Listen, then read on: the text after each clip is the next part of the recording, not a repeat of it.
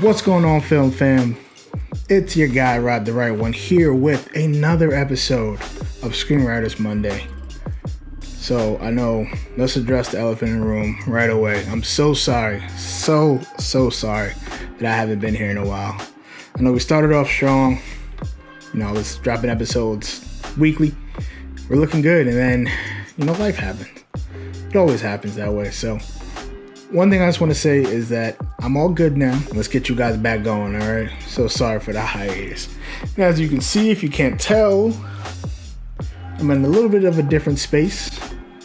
I had to move out of my office, so now I'm in a new location. So this is where I'll be shooting going forward. Hope you like the ambiance to try to make it nice for us, nice and relaxed. So sit back, get your favorite notebook out. Let's get this Screenwriters Monday going. Run it.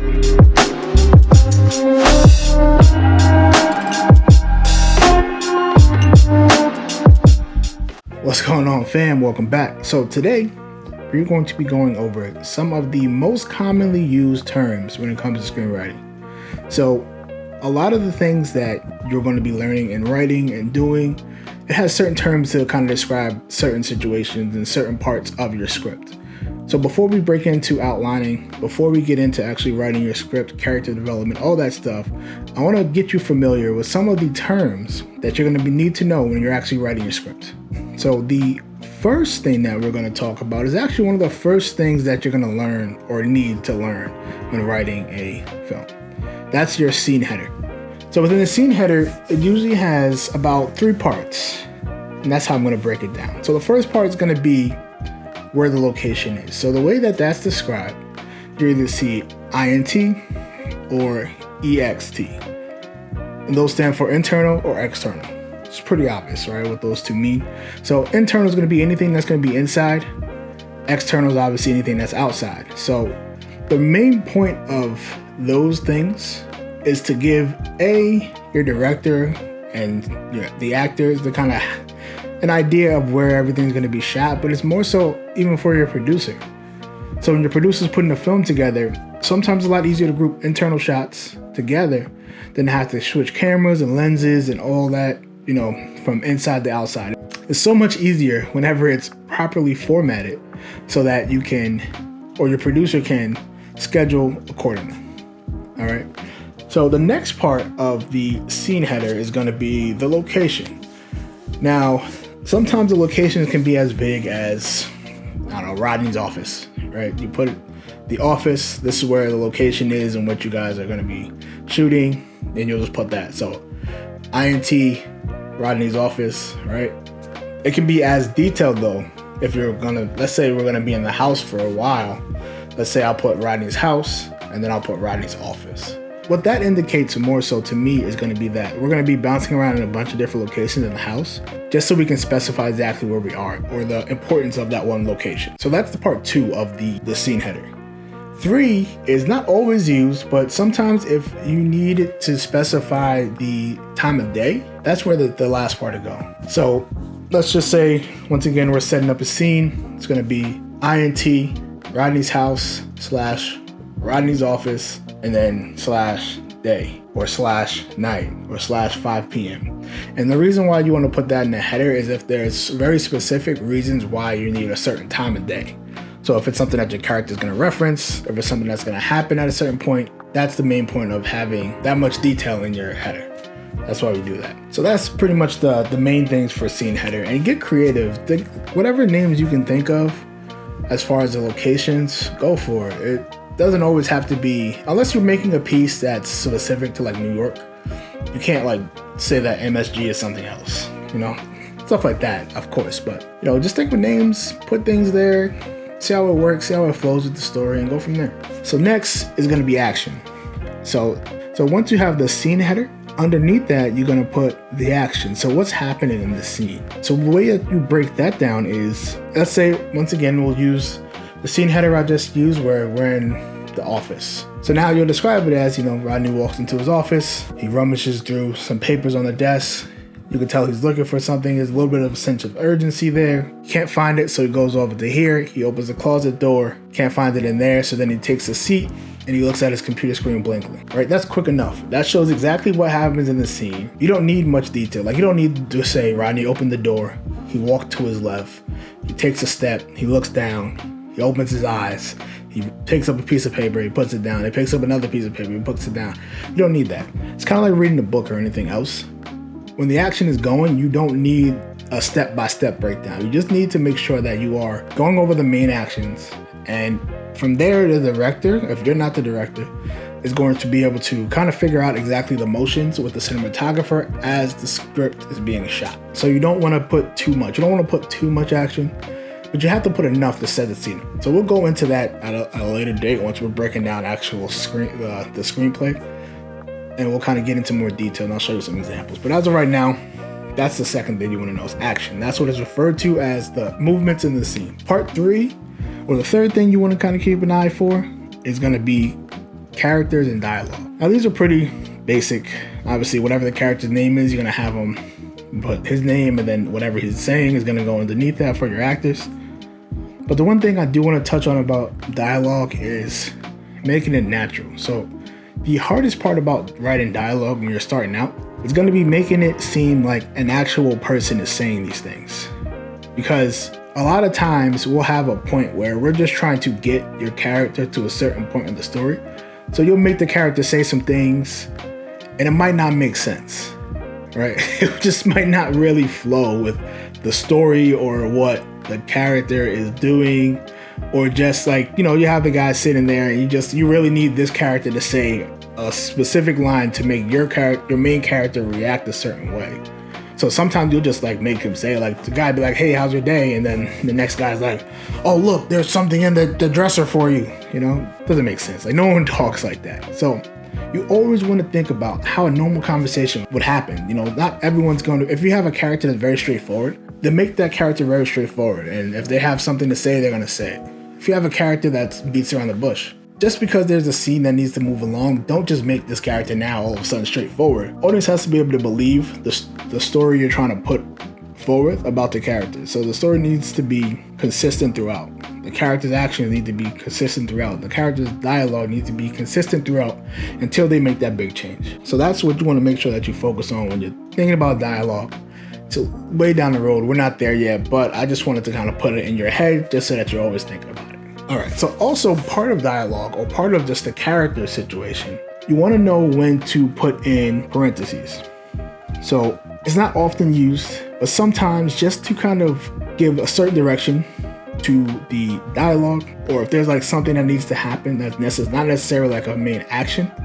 If you want to sigh somewhere, or you want something that you need to make sure that you're dropping an emphasis on, you want to put that in the parentheses. All right, and when I break down scripts, once again, I'll show you exactly how this is supposed to look, but I just want to put it into your head now, just so you have some ideas. But the thing is too, you want to make sure that when you're writing a script, you're writing for the story. Don't write for the film, right? And what that means, because I know it sounds crazy, right? He's like, what the hell you got? What are you saying, Rodney? What that means is you want to write a story. And that's the whole point of writing the script. You want to write this amazing story, these characters, and all this stuff. But you don't want to write every single little emotion, detail, and all that stuff in the script, because you're not giving the actor any creative freedom. And that's why they're actors, and this is why you're a screenwriter, if that's what you want to do. Their job is to read the script and figure out exactly how this character would act, react, and so on to the dialogue, things that's said to them, things that they're saying, and so on and so forth. So you don't want to go too deep into that. So if you put a parentheses, you don't write, oh, he says it in this kind of voice, or he says, she's crying, or he's doing this. You don't want to do too much, because now, like I said, it seems like you're taking away that actor's freedom of being able to make their own decisions. Some actors are okay with it, especially like newer actors. They might want that just so that they can kind of get that feeling. But once you start to make it up into higher levels, it's not gonna work. Like, it's hard to tell. You're not gonna tell Leonardo DiCaprio in the parentheses what he should be doing in the scene. I think he's good, right? He's okay. I think so. So the next thing that you want to focus on is something called a beat. Now this is one that took me a little bit longer to kind of understand and figure out myself. So for a beat, it's pretty much like a change in the scene. It's probably like the easiest stripped down way to explain it. So a lot of times people use beats for breaks in the action or breaks in the dialogue. There's like this one major scene and you want the characters to kind of reflect on the words that they said to one another. That's a good time to put something called a beat in, just to kind of have that little moment for everyone to catch their breath before we move on to the remainder of the scene. So beats are good for like a change of pace, or sometimes like, you'll have a scene where a character is very serious at the beginning and they'll say something, maybe like crack a joke, where like that's a switch, and then you switch it from there. So, and then it kind of becomes softer dialogue. That's where like beats are going to be involved. That's where you're going to throw a beat in. All right. Well, like I said, once again, everything that I'm breaking down now, I will literally have a full episode on, can get greater detail, because I'm just going over some stuff now, just so if you hear it as I'm going through the explaining and all that stuff, it's just a lot easier. If you hear it or if you see it on a screenplay that you've been reading, now you can kind of understand and kind of come to grips of with what and why these things are there. All right. So if you're lost right now, don't worry. We're gonna dive into it. We got a lot of episodes coming, so we're gonna dive into it, I promise. All right, but that's a beat. So that's what you're gonna use a beat for. If you want to change, if you want to take a moment, things of that nature, without writing, oh, they pause for a second. A beat is just an easier, quicker way for everyone to understand that, all right, you take a moment and then go from there. All right, lastly, we're gonna talk about transitions. So usually at the beginning and the end of a film is the two major transitions. Usually it's a fade in when the film begins and a fade out once the film is over, or a fade to black, as some people put it as. There's a lot of transition that can happen within the scenes as well.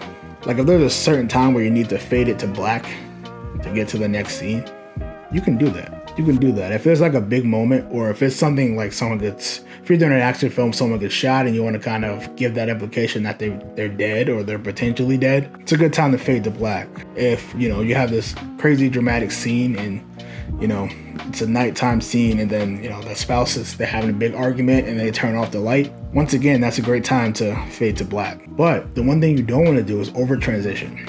So when I first started writing screenplays, I used to over transition a lot, where every single scene, there was a fade to black, fade to black, fade to black, fade to black. Problem with that is it kind of makes your film almost seem more so like a play, right? Because within plays, what happens is, they'll have the scene, and then from there, they will fade. In a sense, like when they're changing their costumes, they'll turn the lights off and they'll go to change the set, whatever the case may be, right? So, but we're writing a movie, and when you're watching the movie, you don't want to see it constantly fading to black every single scene. So you don't want to overuse transitions. They're necessary at points. If you need to cut to something, like if someone's having if there's like a back and forth, you can cut to. That's another transition. Fade to black or just fade out. Those transitions also are used more so kind of with emphasis. Either it's like the end of something. If you want to mark maybe the end of an act, end of a writing in chapters, however your script is set up, you only want to use transitions like the fade transitions to mainly just get you from one point, like an ending point, to a new beginning. All right, that's pretty much the main use of like a fade. A cut, which is a little different, those are made for like sudden change more so. So if you have one thing happening in a scene and then you just need to cut to someone else almost like simultaneously. So if you're, let's say, all right, Rodney's in the office, he's looking around for this piece of paper, whatever the case may be. Now we cut to two guys sitting outside in front of his house, loading up guns in the car. So now it's like a simultaneous thing where two things are happening at once. So you're cutting back and forth between the two scenes so that you can know that, all right, these two things are happening at the same time. That's one example to use a cut. Or if you just if you need to end a scene abruptly, you can use a cut then as well. All right, so those are the main transitions that you would use when you're writing your screenplays, or you're gonna see when you're reading screenplays. So those are the main terms you're gonna need to know when it comes to looking at screenplays, reading, and once you actually start writing your own. If there's anything that you see that I might have missed, leave it in the comments, I'll get to you. If you have any other questions about these things, if there's something that you need a little bit more clarification on, leave me a comment. I'll definitely reach out. I'll see what I can do for you. All right. But just know, like I said, there's going to be breakdowns of pretty much each part of the script and episodes. I might do mini episodes with those, just like one or two, like a little mini series of the script breakdown, just so that it's not going to be like 10-minute episodes of screen headers and actions and dialogue and so on and so forth. Dialogue might be a little long because that's a little bit of a trickier one, but everything else will have like quick breakdown scenes just so that you can kind of, if you have an issue with a certain thing, you'll have a reference point to go back to. So definitely look forward to that. That's going to be a little bit more down the line. But for next Monday, we're going to finally do what I said a while ago. We're going to actually go into outlining. So I'm going to show you my main way of outlining, how I've done it with a lot of the scripts that I've written so far. We'll go into a couple different ideas of how you can outline, things you can use to outline and stuff of that nature. So if you're got some ideas and you want to know how to kind of put them in a specific way in order to actually get your script to the point at which you can write it, then you're not going to want to miss next week. All right, so just turn notifications on if you haven't. Like, subscribe, all that good stuff. I'm back. All right, Rod the Right One's back. So we are here. I'm here. Not going anywhere. This is my new setup. So you'll be seeing me soon. I will see you next Monday, and I will see you on Friday. If you want to look back at any of the videos, I will leave the link for the other playlist for Screenwriters Monday and the Filmmaker Friday playlist, just so you can kind of refamiliarize yourself with what's been going on and go from there. All right. Other than that, guys, I'm out of here. Thank you again for watching. I appreciate you, film family, so much. Let's get creative, baby. Right to the same treatment as slave officer, I know you gotta meet your quota, but I gotta feed my daughter. That's when I thought I had one coming. He threw my face up on that car, I think he thought he had one running. I'm just trying to feed my stomach. I don't go looking for